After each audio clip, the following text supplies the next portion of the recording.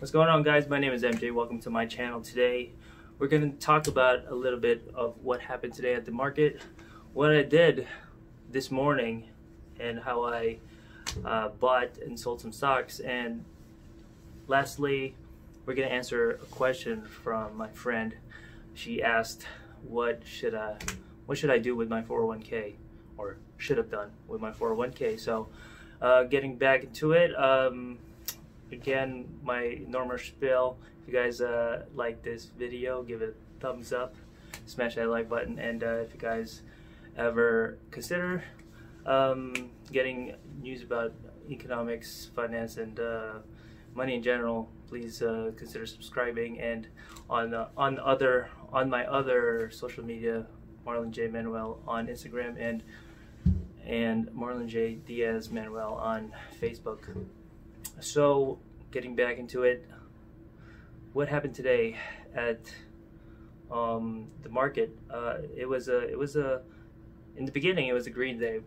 Let me just paint a picture to you guys what happened this morning.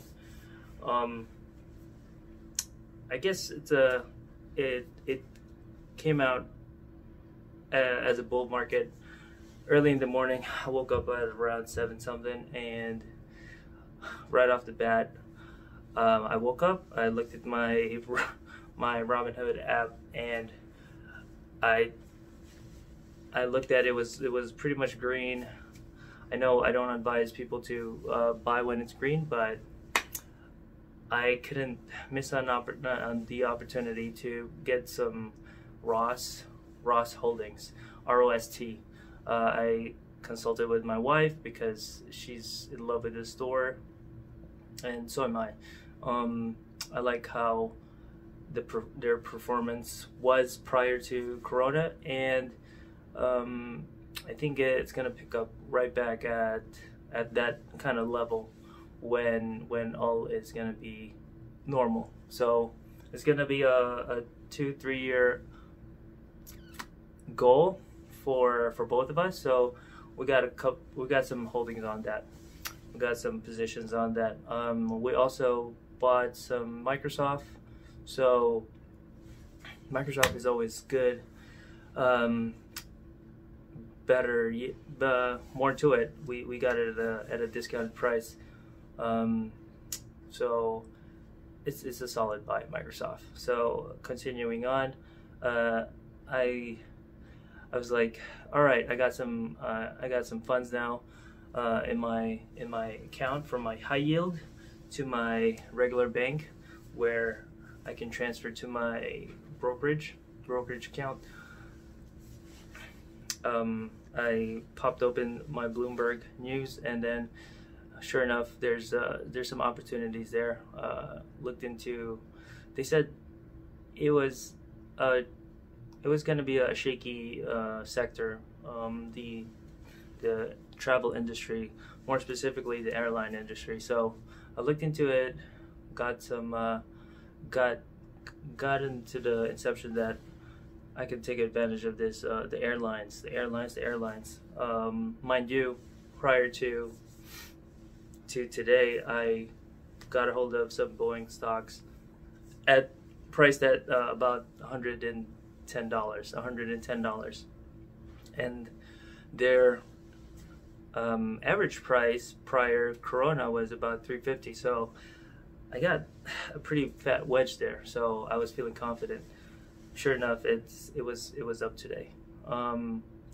Then I bought some United Airlines and some Delta Airlines at around $30, and then $35 on United, I believe. So I locked up that position. This is the beginning of the morning. Locked up that position, and then while doing so, it's always good to have friends that check up on you, and I'm thankful for them that, iron sharpens iron. I hollered at my boy. He said, hey, watch out for airline stocks. Airline stocks right now are bad moves.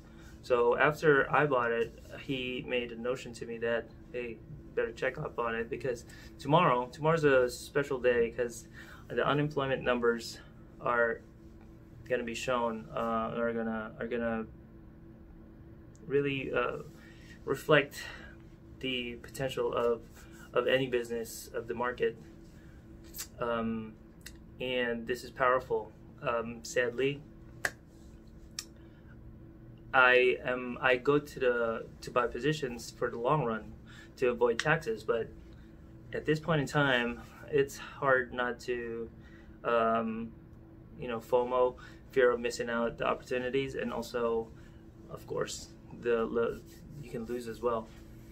With that said, at the end of the day, or even by midday before my doctor's appointment, I sold some stocks. And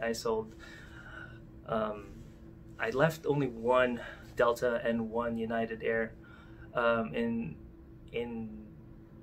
the event that it's gonna fall off tomorrow, it's gonna landslide tomorrow.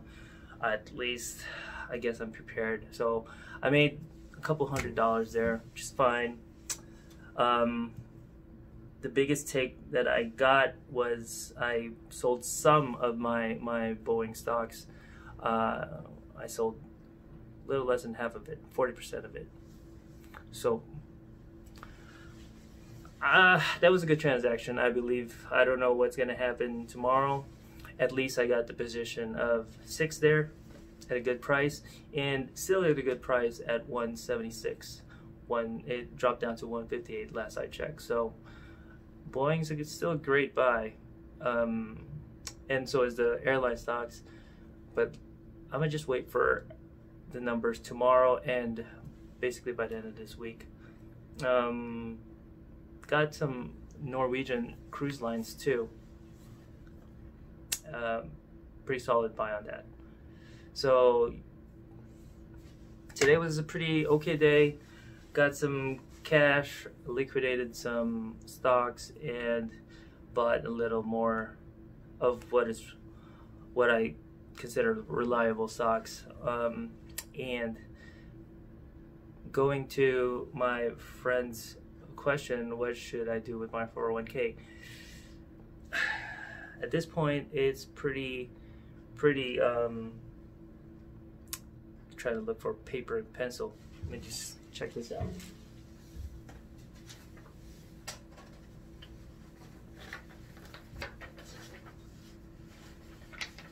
All right, guys, I'm gonna try to explain this as best as I can. So the market goes up and down. Basically, this is pre-coronavirus, and this is coronavirus. This is where we're at right now. My strategy for the 401k is to be aggressive. No matter how big the swings are, I'm gonna take it in the hopes of a long-term success. With that said, it was pretty bad. It was pretty bad. The first week that I got into the market I lost about, I don't know, I lost more than 12%. So when you get into an aggressive kind of account, you expect to have yields of 10, 15, 13, 20, 30% yields. That's the amount of success that you want to expect, but that's also the amount of losses that you're going to expect. What I did was, a little after the first week of Corona, I called up my 401k and asked them if they can put it at what they call a stable fund. What that is, stable fund is, it's basically stable. What they have is 2 to 3% yields.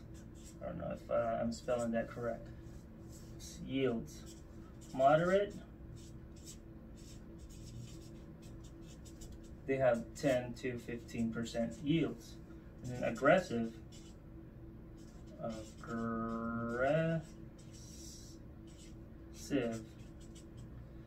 20 to 30% yields.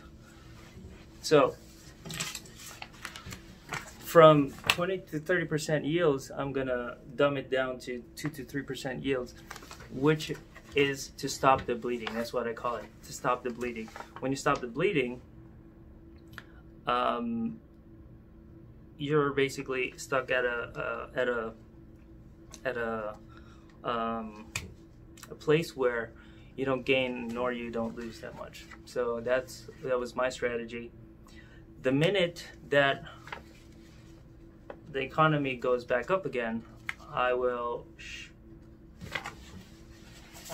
put it back to aggressive, and I could regain the gains on that from then on. So number one, stop the bleeding. Number two, when the market goes back up, put it back on aggressive. And this begs to ask, should I still continue putting in contributions? So putting in contributions